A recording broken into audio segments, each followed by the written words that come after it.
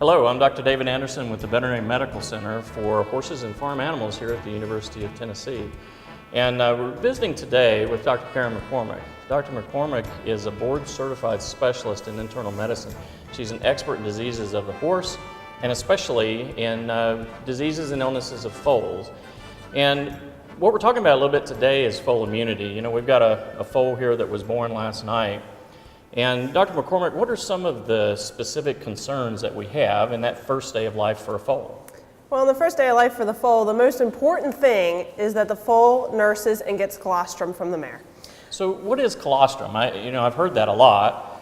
And when we're talking about animals and people, there's some differences there. What specifically is so important about colostrum in the horse?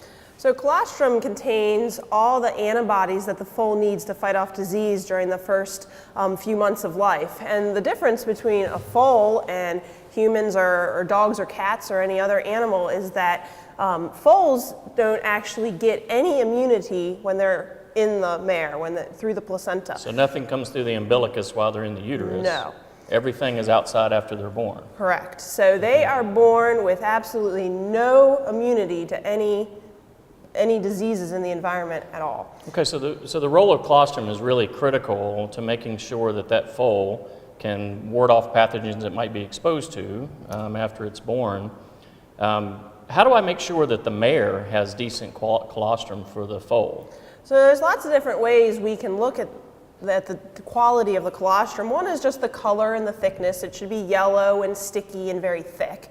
And that's the simplest way. And then there's more advanced ways of looking at it that your veterinarian may be able to do to determine the quality of that colostrum. So you could actually measure antibodies in the colostrum? Yes. if you wanted to. So we get the foal born and it gets up and nurses the colostrum, and the emphasis there is that it's totally dependent on the colostrum to get that early immunity. How would I know if that was successful? So how would I be able to determine whether the foal actually got immunity from the mare? Well, that's really important that the foal gets that, and to check for it. So at about 18 to 24 hours of age, that you can have your veterinarian come out, and they do what's called a SNAP test, and it's a simple blood test that will check to make sure the foal has absorbed all the antibodies that it needs. And so you say 18 to 24 hours of age. Why is that important? I can't just draw a blood sample after it's nursed to make sure that it got it. What's the importance of that time frame?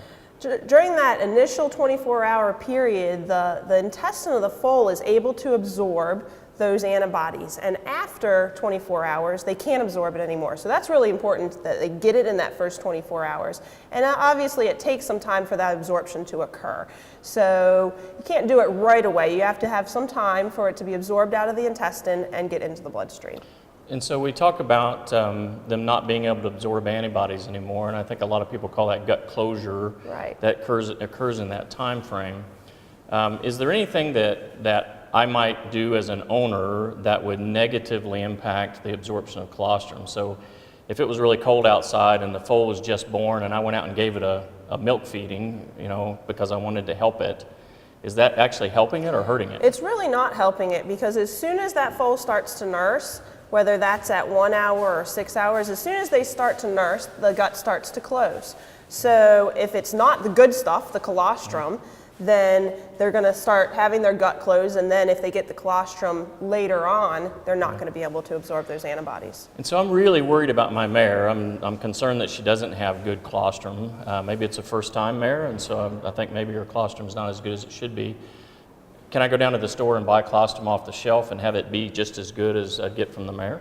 Yeah, there are products that you can buy at your local co-op or feed store that say that they're a colostrum replacement, but they're nowhere near as good as what you get out of the mare. So there are some places that might have colostrum banks that you can actually get mare colostrum that has come from a mare. That's very difficult to get. So the alternative option, if the foal doesn't nurse well or the mare doesn't have good colostrum, is to give it a plasma transfusion, and that's into the vein.